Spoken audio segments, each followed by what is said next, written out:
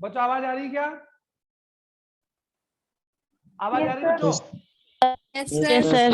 अच्छा ठीक बच्चों, देखो क्लास का टाइम और हो गया ना, क्लास खत्म होने वाली है, तो मैं जल्दी से आपको बता दूं। अंतः प्रद्रव्य जालिका भी एकल झिल्ली से गिरा हुआ कोशिकांग है। इस प्रकार हमने कोशिका में सभी कोशिकांग पढ़ लिए। समझ आ गया आपके? Yes sir. सभी कोशिकांग जो आप लोग समझ गए होंगे, यानी ये वो कोशिकांग है। अब ध्यान दो, ये वो कोशिकांग है बच्चों जो अलग अलग कोशिका या अलग अलग गिरे होते हैं। तो अंतःप्रद्रव्य जालिका को कहां पर रखेंगे? एकल झिल्ली से आवृत कोशिकांग। अब बच्चों जल्दी से पढ़ो, ईआर जो होता है, ईआर जो शॉर्ट में क्या बोलते हैं इसको? ईआर। ईआर। और अंतःप्रद्रव्य जालिका कोशिका में क्या करती है वो दिखा रहा हूं, देखो। ये कोशिका का बच्चों क्या बनाती है? कंकाल बनाती है। कंकाल, जैसे हमारी बॉडी का कंकाल कौन बनाता है? अस्थियां, बोन्स बनाता है ना। हमारी हड्डी का कंकाल कौन बनाता है बच्चों? हड्डियां बनाती है, 206 बनाती है ना। अगर हमारे शरीर में हड्डियां निकाल दें तो हम लोग खड़े रह पाएंगे क्या? हम गिर जाएंगे। तो हम लोग जो गति करते हैं या जो भी मूवमेंट आप करते हैं, भागना, दौड़ना, खड़े होना, लेटना, ये सभी किसका काम है? कंकाल का। तो वैसे ही कोशिका में जो अंदर जो कंकाल है वो कौन बनाता है? ईआर। और वो कैसे बनाता है देखो, ये बता रहा हूं आपको। ये कोई कोशिका है, ध्यान दो, और ये कोशिका का केंद्रक है, ध्यान से सुनना बच्चों। तो ये तो कौन हुआ? कोशिका झिल्ली। और ये कौन हुआ? केंद्र झिल्ली। तो अंतःप्रद्रव्य जो जालिका होती है वो एक तरफ तो या इस प्रकार, आप समझ पा रहे होंगे। इस अंतःप्रद्रव्य जालिका क्या करती है? केंद्रक झिल्ली को कोशिका झिल्ली से जोड़ती है। किससे बच्चों? देखो, केंद्रक झिल्ली को किससे जोड़ती है? कोशिका। जैसे हमारा आप जानते ब्रिज पुलिया, पुल क्या करते हैं? नदी के एक किनारे को दूसरे किनारे से क्या करते हैं बच्चों? जोड़ते हैं, जिसे आप लोग क्या बोलते हैं? ब्रिज बोलते हैं। बोलते हो ना ब्रिज या पुलिया।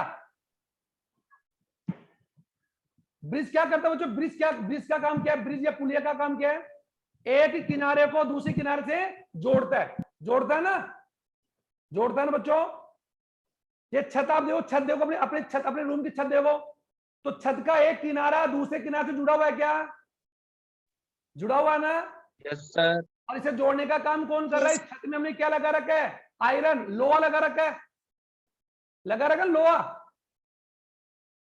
बेटा लोहा लगा कर छत में सीमेंट आदि डालते हैं ना। जब छत हम डलवाते हैं तो पहले हम लोग लोहे का जाल बिछाते हैं ना। तो लोहे का जाल क्या कर रहा है? वहां पर कंकाल बना रहा है। उस छत का क्या बना रहा है? कंकाल। अगर लोहा नहीं डालोगे तो आपकी छत नीचे आ जाएगी। तो वैसी कोशिका में कंकाल का काम कौन करता है? अंतःप्रद्रव्य जालिका। तो देख रहे हो आप लोग क्या काम? देखो यार, केंद्र यानी अंतःप्रद्रव्य जालिका क्या काम कर रहा है? केंद्र झिल्ली को कोशिका झिल्ली जोड़ रहा है। जोड़ रहा है ना, जोड़ रहा है बच्चों। Yes sir. ओके, इसीलिए इसको हम लोग क्या बोलते हैं? कंकाल बोलते हैं। ओके, अच्छा आगे अब देखिए, दो प्रकार के होते हैं। ईआर जो होता है वो दो प्रकार की होती है। नंबर 1 एक तो होती है बच्चों आर ई आर, और नंबर 2 पर होती है एस ई आर। तो ई आर का तो आप समझते हो एंडुलर रेटिकुलम। आर का अर्थ यहाँ पर क्या? आर का मतलब बच्चों यहाँ पर रफ, रफ, सॉफ्ट। ठीक है। यानी रफ बोल दो, या फिर क्या बोलोगे? रफ को क्या बोलते हो बच्चों? खुरदरी। खुरदरी अंतःप्रद्रव्य जालिका, शॉर्ट में समझ आ रहा है। और एस का यहाँ पर अर्थ क्या बच्चों? स्मूथ। स्मूथ को क्या बोलते हो? चिकना या चिकनी अंतःप्रद्रव्य जालिका। तो आपने क्या देखा कि ईआर जो होती है बच्चों, ईआर का एक्सपेंड फॉर्म समझ आ रहा है? ईआर का फुल फॉर्म समझ आ रहा है ना? ईआर का ईआर एंडोप्लाज्मिक आर रेटिकुलम, ठीक है। तो आपने क्या देखा? ER there are two type of the ER in eukaryotic cells. अच्छा बच्चों एक बार बोलते प्रतिभा चौधरी, बेटा आप ये बताओ प्रोकैरियोटिक कोशिका में ईआर होता है क्या? प्रोकैरियोटिक कोशिका में ईआर होता है क्या? पूछ प्रतिभा। नहीं होता। बताओ बेटा, आवाज नहीं आ रही है? प्रतिभा आवाज आ रही है मेरी? प्रतिभा आवाज नहीं आ रही सर। आ रही आवाज? अब आवाज नहीं आ रही सर। नहीं, प्रोकैरियोटिक कोशिका में ईआर होता है क्या? आप बताओ ज्योति, सर ज्योति आवाज नहीं आ गुजर, रही। ज्योति, यस सर। क्या प्रोकैरियोटिक कोशिका में ईआर होता है क्या? प्रोकैरियोटिक कोशिका Yes, में sir. अंतःपृष्ठ जालिका होता है क्या? बोलो। नहीं होती सर। है? नहीं होती। नहीं होती। नहीं होती। शाबाश। बेटा प्रोकैरियोटिक कोशिका में कोई कोशिकांग नहीं होता, केवल राइबोसोम को छोड़कर। और ये सारे कोशिकांग हम किसके पढ़ रहे हैं? यूकैरियोटिक कोशिका के, यूकैरियोटिक, ठीक है, यूकैरियोटिक कोशिका के पढ़ रहे हैं, ध्यान दो। ओके। और आज मैंने प्रश्न क्या दिया था आपको? आज मैंने आते आपको क्वेश्चन क्या लिखवाया था बच्चों? क्वेश्चन लिखवाया था मैंने आपको। Yes sir. आज का क्वेश्चन क्या है? जंतु और पादप कोशिका का नामांकित चित्र बनाओ। तो जब आप चित्र बना लेंगे तो आपको खुद ब खुद पता लग जाएगा कि कौन सा कोशिकांग जंतु कोशिका में और कौन सा पादप में। प्रोकैरियोटिक कोशिका हम पढ़ चुके हैं। क्या प्रोकैरियोटिक कोशिका में कोई कोशिकांग होते हैं टिंकू? टिंकू,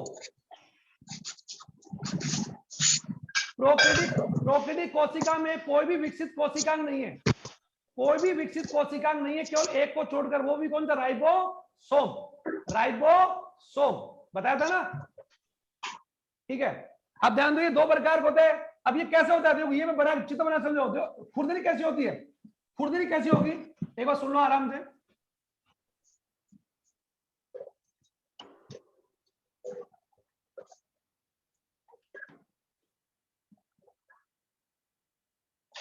बच्चों दिख रहा है?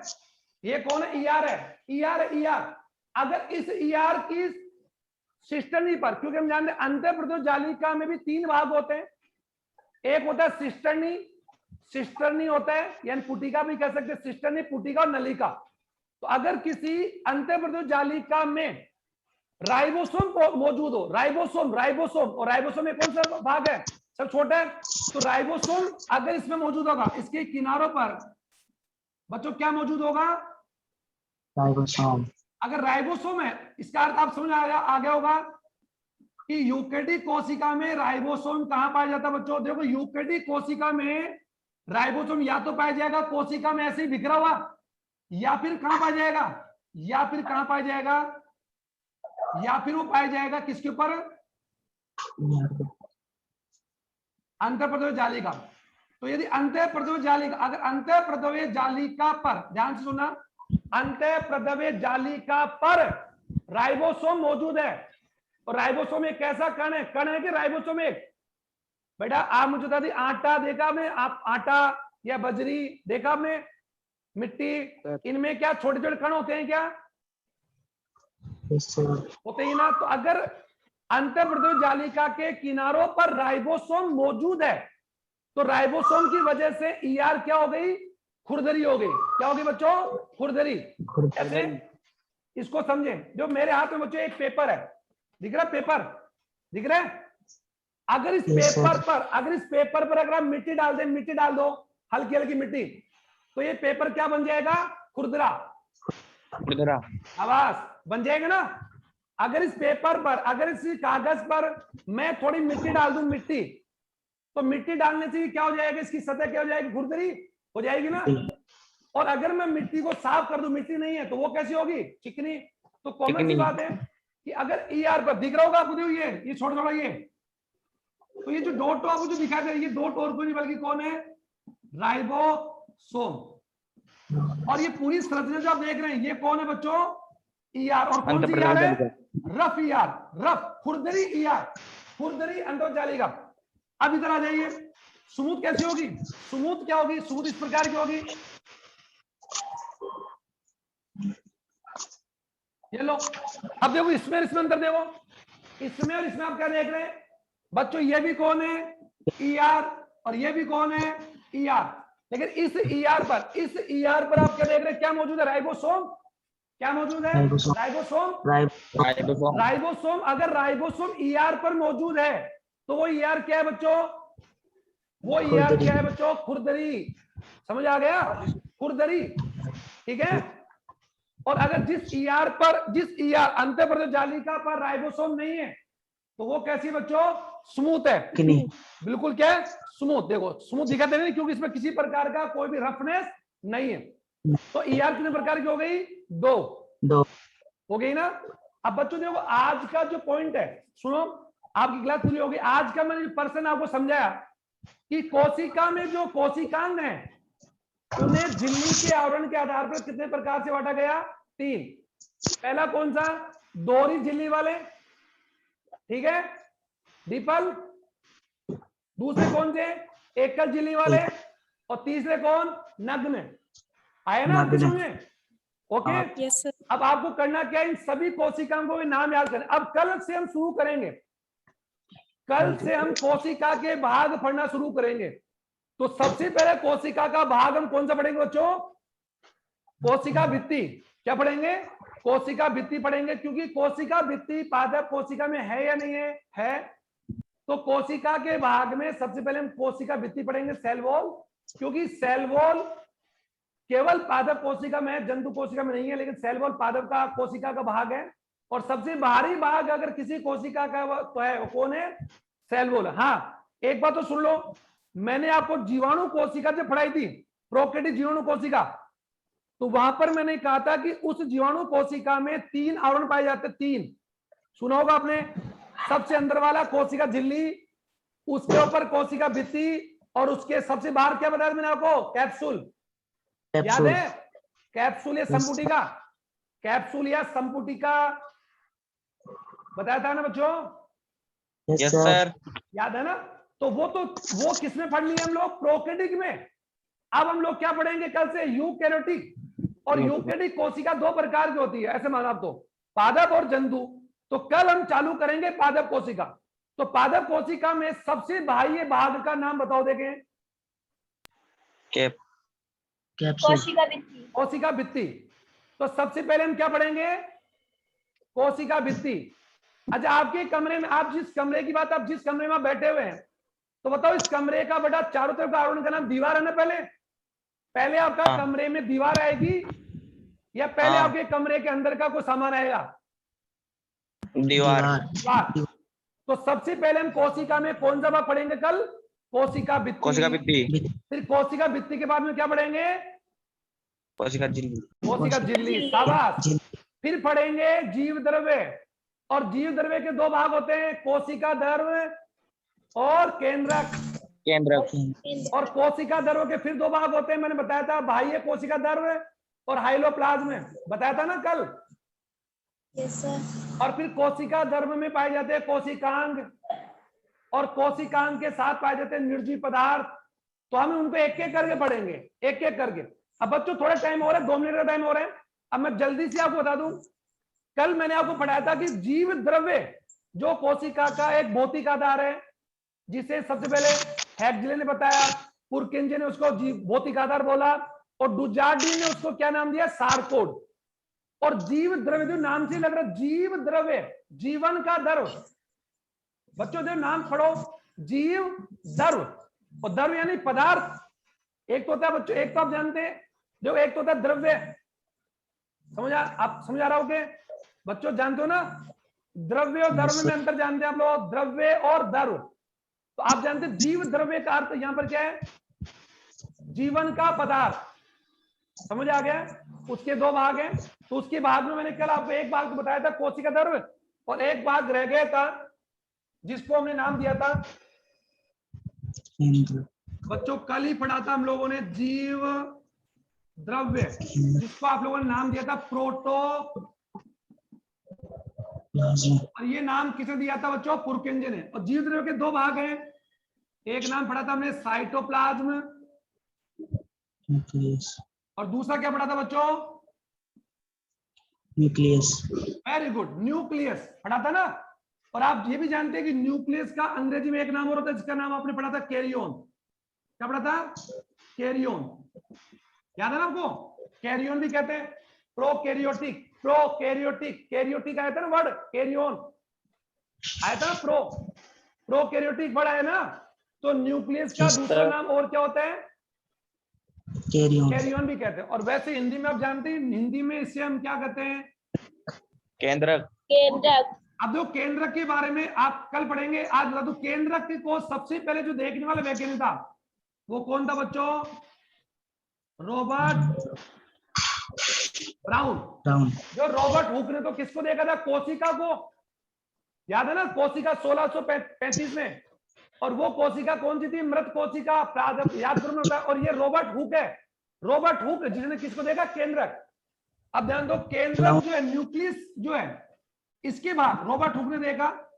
और एक विकसित न्यूक्लियस के 4 भाग होते हैं, जो मैंने आपको कल भी बताया था।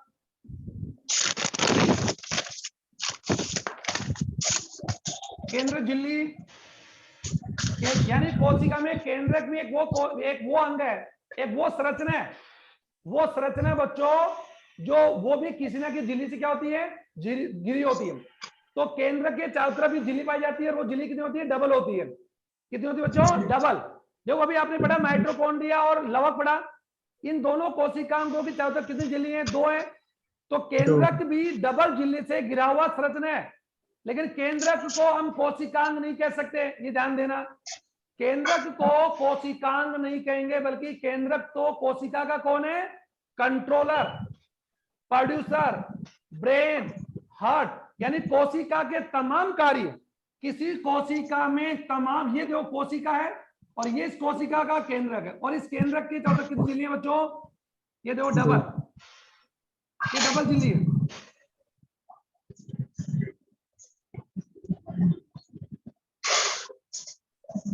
दिख रहा बच्चों? ये कौन? अब केंद्र के अंदर ये कौन है? आनुवंशिक पदार्थ। और ये कौन है? केंद्रिका। और ये कौन है? केंद्र दर। अब मुझे बताओ बच्चों, ये तो कौन है? पूरा, ये तो पूरा का पूरा केंद्रक। और ये पूरी पूरी कौन है? कोशिका।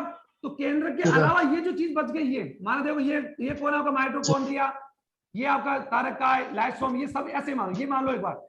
और ये गोल्जिकाय। अब मुझे बताओ बेटा, कोशिका में जितने भी कोशिकांग हैं, उन सभी कोशिकाओं में होने वाली क्रिया का नियंत्रण कौन करेगा? केंद्रक करेगा। तो कोशिका के तमाम कार्यों का नियंत्रण कौन करता है? केंद्रक। क्योंकि केंद्रक में कौन है? आनुवंशिक पदार्थ है। आनुवंशिक पदार्थ है किसके अंदर है?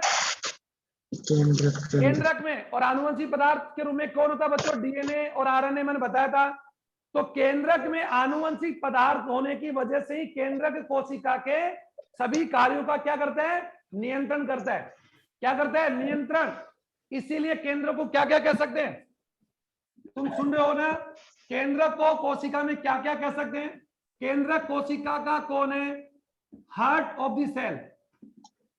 कोशिका का हार्ट है, कोशिका का ब्रेन ऑफ द सेल है, कंट्रोलर ऑफ सेल है। आप समझ पा रहे हैं क्या? यानी कोशिका के तमाम कार्यों का बच्चों ये क्या करता है? नियंत्रण करता है। इसीलिए केंद्र के एक नाम है कि अनेक नाम है? अनेक। क्योंकि कोशिका के, अब मैं कह रहा हूं, सुने बात, जो माइटोकॉन्ड्रिया में भोजन का ऑक्सीजन होता है ना, तो माइटोकॉन्ड्रिया में होने वाली क्रिया का नियंत्रण किसके हाथ में है? केंद्रक। समझ आ गया? कोशिका में जितने भी कोशिकाएं हैं, माइटोकॉन्ड्रिया, गोल्जिकाय, लाइसोसोम, ईआर, तारकाय, प्रोक्सिसोम, ग्लोक्सिसोम, स्पेरोसोम, जो कुछ भी है, उन तमाम का नियंत्रण कौन करता है?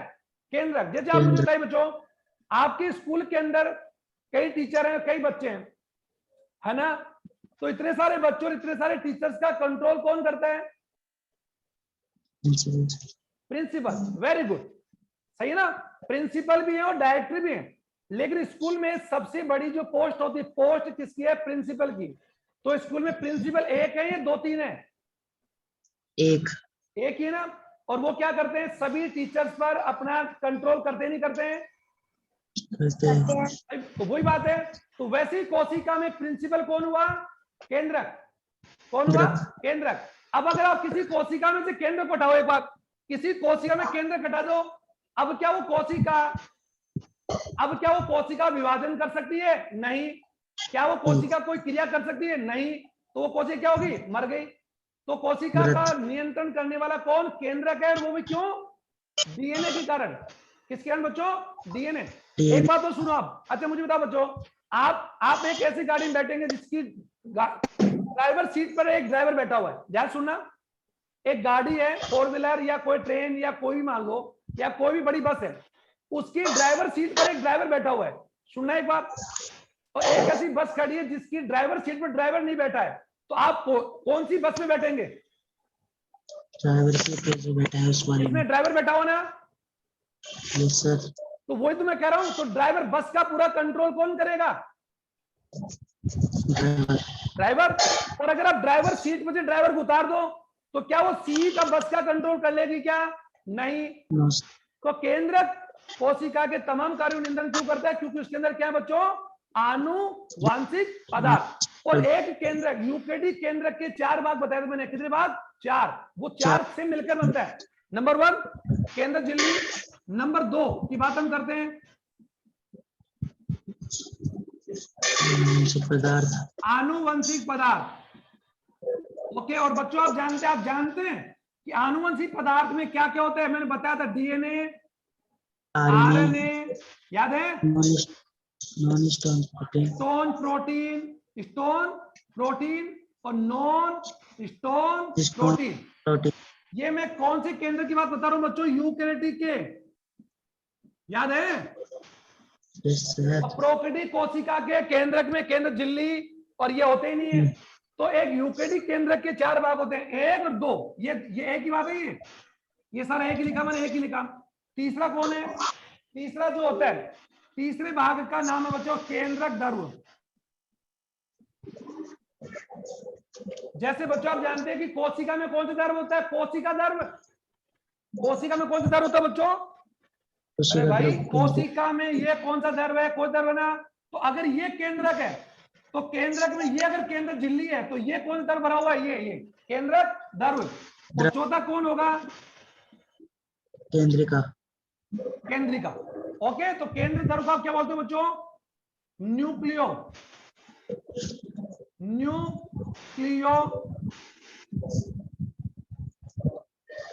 ताज में। और केंद्रिका को क्या बोलते हैं?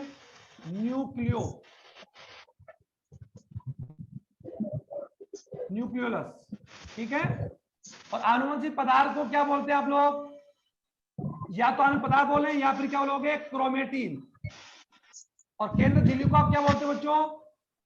न्यूक्लियर। क्यों मम्मी गई जवाब पाच।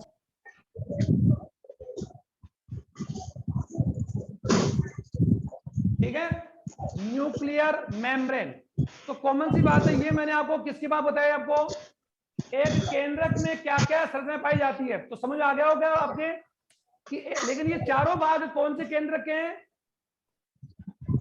यूकेरियोटिक। अभी भी आप, मुझे लगता है बच्चे नहीं समझ आ रहे हैं। जो प्रोकैरियोटिक कोशिका के केंद्रक में इन 4 में से केवल एक चीज होती है, वो होती है आनुवंशिक पदार्थ। और उसमें भी कौन सी प्रोटीन नहीं होती है? स्टोन नहीं होती है। स्टोन नहीं होती है। लेकिन यूकेरियोटिक कोशिका के आनुवंशिक पदार्थ, जिसे आप क्या बोलते हैं बच्चों? क्रोमेटिन बोलते हैं, जेनेटिक मैटर बोलते हैं। वो किससे मिलकर बनता है?